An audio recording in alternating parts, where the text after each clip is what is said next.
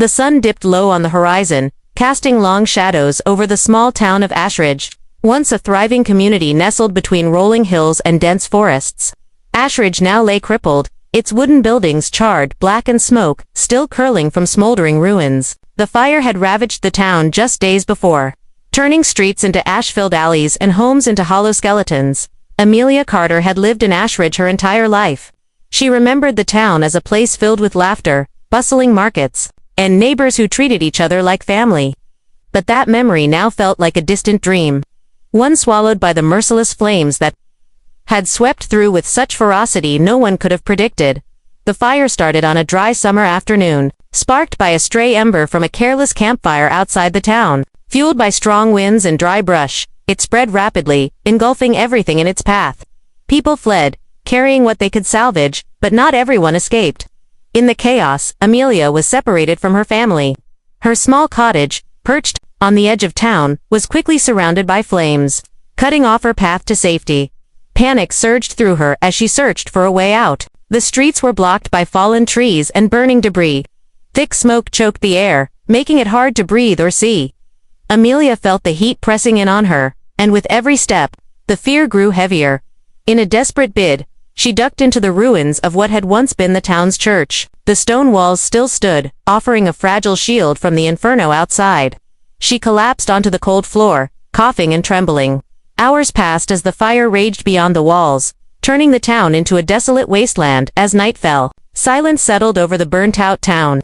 The crackling of dying flames and the occasional collapse of weakened beams were the only sounds that broke the stillness. Amelia's hope waned with the dying light.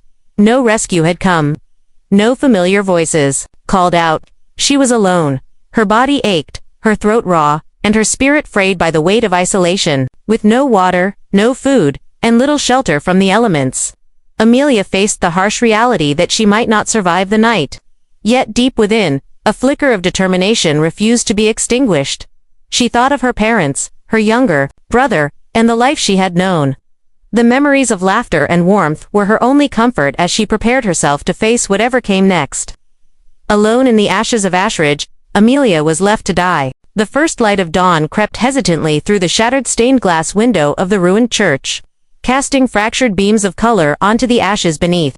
Amelia awoke with a start, coughing violently from the choking smoke that still lingered in the air. Her throat felt raw and dry, each breath a painful reminder of the inferno she'd barely escaped. The acrid scent of burnt wood and scorched earth was overpowering, filling every corner of the hollow sanctuary where she had sought refuge. She tried to sit up, but her limbs felt heavy, and a sharp ache gnawed at her side where a falling beam had grazed her the night before. Panic clawed at her chest. She was alone, trapped in a town that no longer existed except in charred memories and twisted ruins. No help had come, no footsteps echoed in the silence except her own ragged breathing. Amelia forced herself to stand, legs trembling beneath her. She stumbled to the cracked doorway, peering out at what remained of ash. The streets were littered with debris, broken furniture, melted signs, and the blackened remains of buildings that had once been home to hundreds.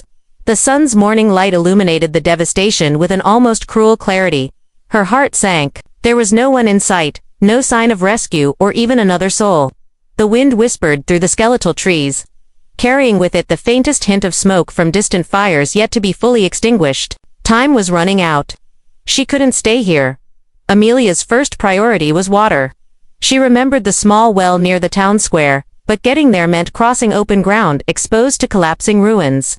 Carefully, she gathered what strength she had, fashioning a crude walking stick from a fallen branch to steady her steps. Each movement was agony. Her muscles protested, and her breath came in ragged gasps.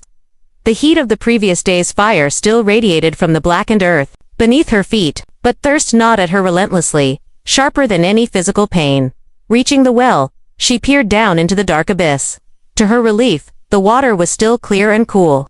She dipped her hands in and brought the precious liquid to her lips, savoring the sensation as it soothed the burning in her mouth and throat. For a moment, hope flickered anew. Returning to the church was even harder. The terrain had shifted, and where there had once been stable ground, there were now deep cracks and unstable rubble. She slipped twice, scraping her palms and knees, but grit and determination pushed her onward. Back inside the sanctuary, Amelia collapsed near the altar, her body trembling from exhaustion. Hunger was beginning to gnaw at her as well, but food was a distant thought, overshadowed by the need for shelter and safety. Hours stretched into days. The smoke finally began to clear, revealing the true scale of the devastation. Trees that once stood tall were reduced to charred stumps. Animals fled or perished in the flames. The town was a ghost, its life and warmth consumed by fire. Amelia's mind drifted to her family, her mother's gentle hands, her father's reassuring voice, the laughter of her younger brother. Were they alive? Had they escaped the blaze? The questions haunted her, tormenting her more than the physical pain ever could. She scavenged what she could from the ruins, bits of cloth to wrap wounds, shards of glass sharpened into crude tools, and any scraps of food left behind. Her clothes were tattered, her skin blistered from the heat and exposure. Each day was a fight against despair. One night, she dreamt of flames dancing, twisting into shapes that whispered warnings and promises. She awoke with a start, tears streaking down her dirty face. The fire had taken so much, but it had not yet claimed her. Alone and abandoned, Amelia made a silent vow. She would survive. She would find a way out, no matter the cost. Little did she know, help was closer than she imagined. A figure moved through the smoke and ash beyond the outskirts, a man whose keen eyes and steady hands belonged to a Cheyenne tracker. Guided by the whispers of the wind and the footprints of the lost, he was coming. The morning sun glinted off the tip of a weathered spear as Tenaya moved silently through the edge of the forest. His footsteps were light, deliberate, as he tracked signs of smoke and disrupted earth with a practiced eye. The air still held the acrid tang of fire, though the flames themselves had long since died down. Somewhere beyond the trees lay a town swallowed by ash and ruin. Tenaya was a Cheyenne tracker, a man born to read the land like a living map. He had spent years learning the language of footprints, broken twigs, and the subtle shifts in the wind. His people had long respected the delicate balance between man and nature, and he carried that wisdom with quiet pride. The news of Ashridge's devastation had reached his camp days ago, carried on the anxious voices of travelers who spoke of a burning so fierce it seemed the earth itself was aflame. But what drew Tenaya deeper than curiosity was a report of a survivor, a woman left behind, presumed lost amid the ruins. No one knew her name, only that she had been seen moving through the smoke, struggling to escape the inferno. To Tenaya, this was more than just a rumor. It was a call to action. As he stepped from the shadowed woods into the charred remains of Ashridge, Tenaya felt the weight of loss pressing down like the heavy sky before a storm. The town lay silent, except for the faint crackling of embers and the distant call of a lone crow. The smell of burnt wood and scorched earth filled his nostrils, mingling with the metallic tang of something deeper, despair. Yet, amid the ruin, he found signs of life. Footprints, faint but unmistakable, pressed into the ash, small, uneven, and stumbling. They led away from the center of the blaze toward the outskirts, where a half-standing stone church offered shelter. Tenaya followed the trail, eyes sharp and steady. Each step brought him closer to the truth of the woman's fight for survival. He admired the resilience it took to navigate this ruined landscape, knowing well the dangers that still lurked in stable debris, hidden fires, and the ever-present threat of wild animals displaced by the disaster. Arriving at the church's broken doorway, Tenaya's gaze settled on a figure huddled near the altar. She was thin and worn, her skin marked by soot and burns, but her eyes held a fierce light, one that refused to be extinguished by the darkness surrounding her. "Amelia," he said softly, as if speaking too loudly might shatter the fragile moment. The woman looked up, startled but recognizing the voice. Relief and hope flickered in her tired gaze as she nodded weakly. Tenaya approached carefully, offering water and bandages he carried in his pack. His hands were gentle, practiced in healing wounds from both nature and conflict. "You are not alone now," he assured her, voice steady like the land beneath their feet as he tended to her injuries. Amelia's story spilled out how the fire had swept through, how she'd been trapped, and how she had struggled to survive in the silence that followed. Tenaya listened without interruption, understanding the depth of loss but also the strength it took to endure. With care, he helped her to her feet. "We must leave before the fires rekindle or the land shifts beneath us," he said. Together, they stepped into the uncertain world beyond the church walls. The air was thick with the lingering smell of smoke as Tenaya supported Amelia's faltering steps out of the church ruins. Every movement was a trial for her, her body battered and weak, but her spirit unbroken. The once familiar streets of Ashridge now lay twisted and alien, a maze of blackened debris and smoldering ash. Tanaya's eyes scanned the horizon constantly, alert for danger. The fire might have passed, but unstable ground, fallen structures, and wild animals, displaced by the blaze, made every step perilous. He spoke little, allowing Amelia to gather her strength while guiding her away from the town's heart. "Lean on me," he said gently, when her legs threatened to give out. Amelia nodded, clutching his arm tightly, as they moved slowly but steadily through the desolation. As they left the worst of the ruins behind, Tanaya began to share stories of his people, the Cheyenne, their respect for the earth, and the skills passed down through generations that allowed him to survive in harsh landscapes. His calm voice was a balm to Amelia's frayed nerves, offering hope when everything else seemed lost. Amelia, in turn, told him about her family, her dreams before the fire, and the terrible night that had changed everything. Tears welled in her eyes as she spoke, but Tenia listened without judgment, offering only quiet encouragement. Hours passed. The sun climbed higher, its heat beating down on them.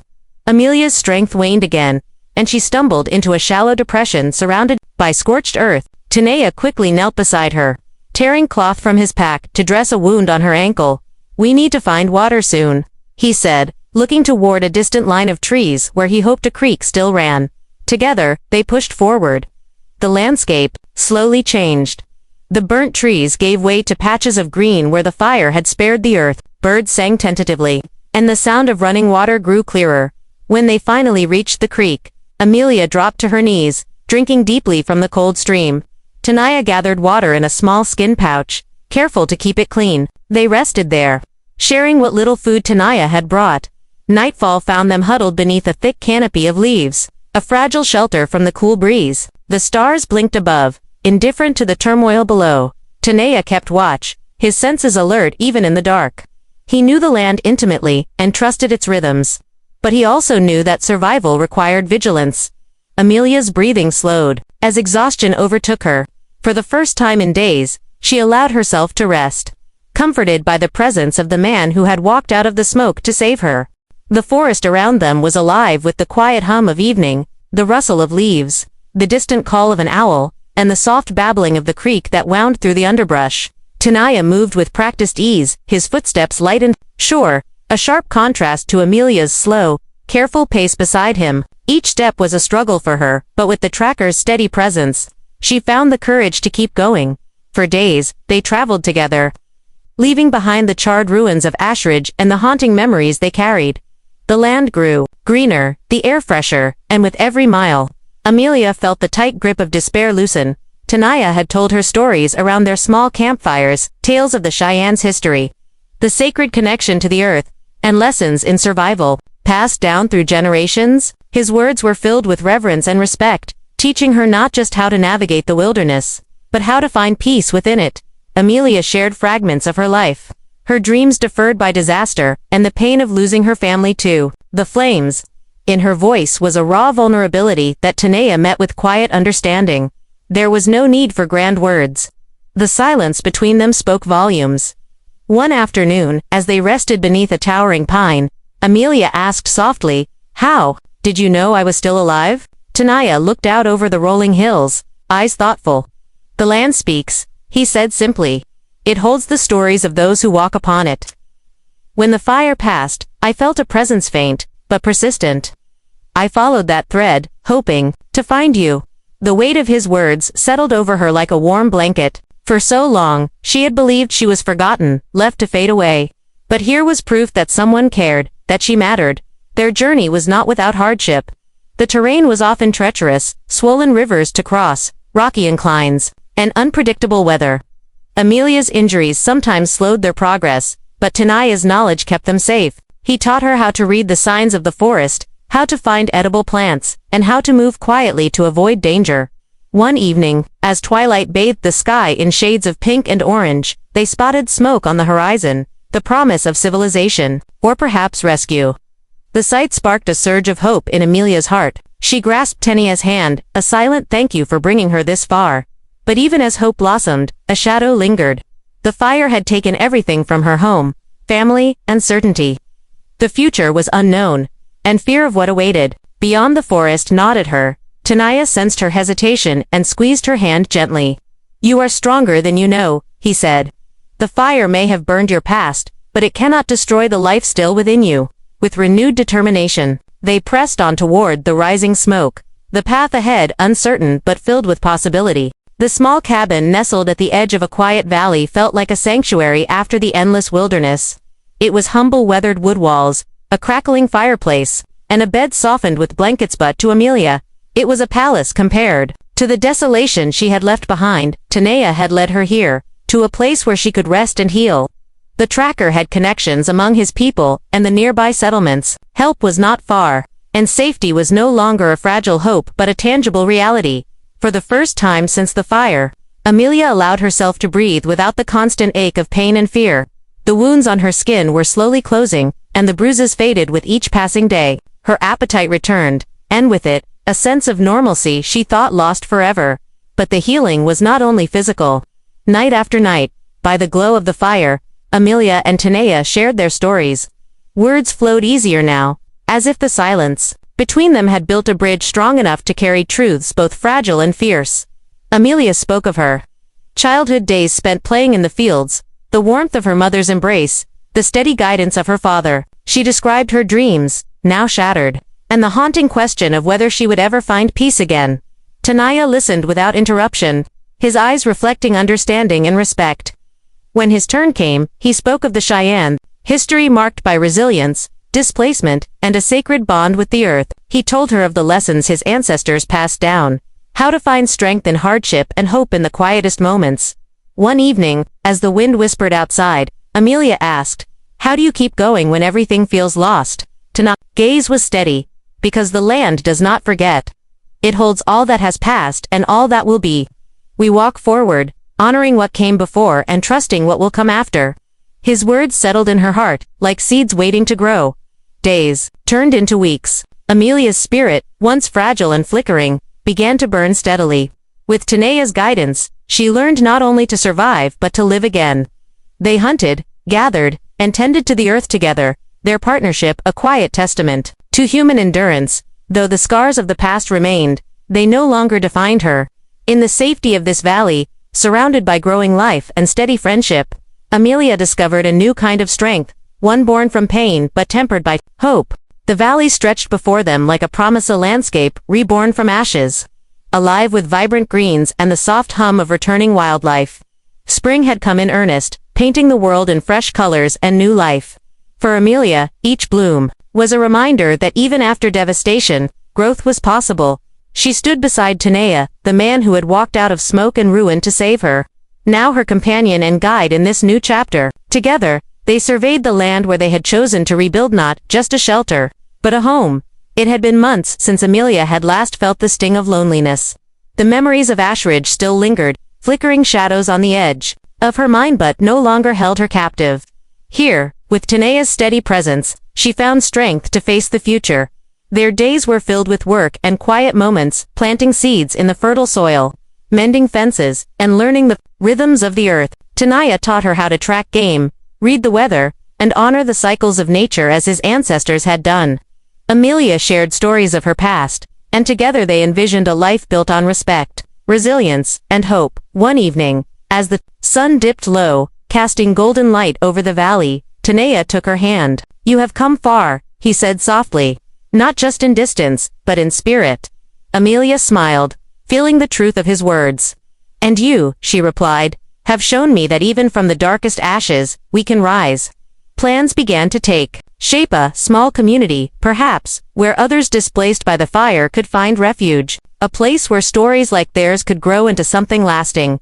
The fire had taken much, but it had also cleared the way for renewal. Amelia no longer feared what lay ahead. With Tanea by her side and the land as their ally, she was ready to build a future born from courage and compassion. As night fell and stars emerged, Amelia whispered a quiet thanks, not just for survival, but for the chance to live fully once again. The burned-out town was behind her, but the journey had only just begun.